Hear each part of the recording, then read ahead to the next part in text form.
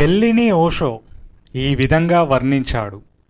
పెళ్ళి అనేది ఒక జైలు శిక్ష, అలాగే అది బానిసత్వం యొక్క వ్యూహం. జనరేషన్ మారుతోంది, దాంతోపాటు మనుషుల ఐడియాలజీ కూడా మారుతోంది.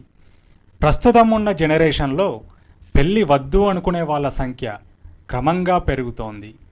ఇది ఇండియా సంగతి. ఒకప్పటితో పోల్చుకుంటే నేడు ఉపాధి అవకాశాలు పుష్కలంగా ఉన్నాయి, డబ్బు కూడా అలాగే ఉంది. అయినా పెళ్ళి వద్దు అనుకునే యూత్ సంఖ్య కూడా అదే విధంగా పెరుగుతోంది. ఒకప్పుడు పెళ్ళి వద్దు అనుకోవడం అంటే సంపాదించే సామర్థ్యం లేకపోవడమో మరేదో కారణమై ఉండేది. కానీ నేడు చేతి నిండా సంపాదించే వాళ్ళంతా కూడా పెళ్ళి వద్దు అనుకుంటున్నారు. దానికి కారణం ప్రతి మనిషి ఫ్రీడమ్ని కోరుకుంటున్నాడు, ఇండివిజువల్గా ఉండడానికి ఇష్టపడుతున్నాడు. 50 ఏళ్ల క్రితం ఓషో ఇదే చెప్పాడు. పెళ్ళి చేసుకోవడం అంటే వ్యక్తి తన స్వేచ్ఛని, వ్యక్తిత్వాన్ని కోల్పోవడమేనన్నాడు. ఈ సమాజం ఒక వ్యక్తిని రెబల్గా మారేందుకు వీలు లేకుండా పెళ్ళిని కనిపెట్టింది అన్నాడు.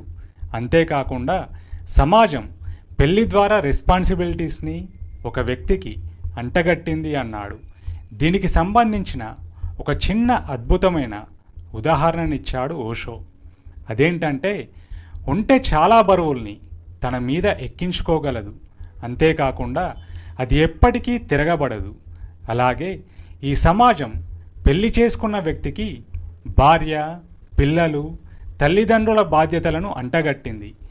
అలా ఏ వ్యక్తి అయితే కుటుంబ సభ్యుల బాధ్యతను తీసుకుంటాడో ఆ వ్యక్తి సమాజంలో అంత గౌరవప్రదుడు.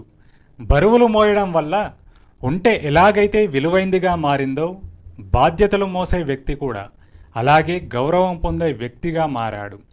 ఒంటె తిరగబడదు, బాధ్యతలు మోసే వ్యక్తి తిరగబడాలి అనుకున్నా తిరగబడలేడు అంటాడు ఓషో. ఓషో ఇంకా ఇలా చెప్పాడు.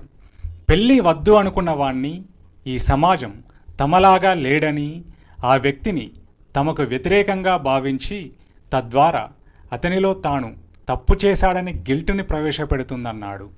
నీకు ఒంటరిగా నిలబడగలిగే దమ్ము ఉంటేనే పెళ్ళి చేసుకోకుండా ఉండు అంటాను నేను. ఇక్కడ విషయం ఏంటంటే, ఓషో చెప్పాడనో, ఆర్జీవి వద్దన్నాడనో, వినాశనం అక్కర్లేదన్నాడనో నువ్వు పెళ్ళి మానేయకు. 60 ఏళ్ల వయసులో కూడా నేను ఇంతే కమిటెడ్గా నేను తీసుకున్న నిర్ణయానికి ఏమాత్రమో బాధపడకుండా ఉండగలను అనుకుంటేనే మానేయి. అంతే తప్ప అందరికంటే డిఫరెంట్గా ఉంటాననో, ఆవేశపడు యంగేజ్లో పెళ్ళిని వద్దనుకుంటే మాత్రం వయసు అయిపోయాక పశ్చాత్తాపడాల్సి వస్తుంది, ఆర్ నారాయణమూర్తిలాగా. పెళ్ళి అంటే జీవితకాల బానిసత్వం అంటాడు ఓషో. కానీ చాలామంది బానిసలుగా ఉండడాన్నే ఇష్టపడతారు, అందుకే పెళ్ళి చేసుకుంటారు. ఈ మాట వినగానే పెళ్ళి చేసుకున్న కొందరికి కోపాలు రావచ్చు, అయినా అదే నిజం. నా దృష్టిలో మానసికంగా వీక్గా ఉన్న వాళ్ళే ఇంకొకరి కంపెనీని కోరుకుంటారు. హెడ్ స్ట్రాంగ్ ఉన్నవాడు గుంపులో ఉన్నా, ఒంటరిగా ఉన్నా ఒక్కలాగే ఉంటాడు. చాలామంది సెక్స్కి కక్కుర్తిపడే పెళ్ళిళ్ళు చేసుకుంటారు.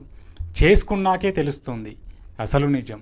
అలా కక్కుర్తి పడ్డ వాళ్ళే పెళ్ళిళ్ళలో ఉండి పెళ్ళి వద్దు అని చెప్తారు. పెళ్ళి వద్దు అనే నిర్ణయం స్వేచ్ఛని, వ్యక్తిత్వాన్ని కోరుకునే తత్వంతో పాటు సొంతంగా ఆలోచించగల తెలివిని కూడా సూచిస్తుంది. కానీ డబ్బు సంపాదించకుండా పెళ్ళి చేసుకోకుండా ఉంటే మాత్రం వృద్ధాప్యంలో నానా కష్టాలు పడడం మాత్రం ఖాయం.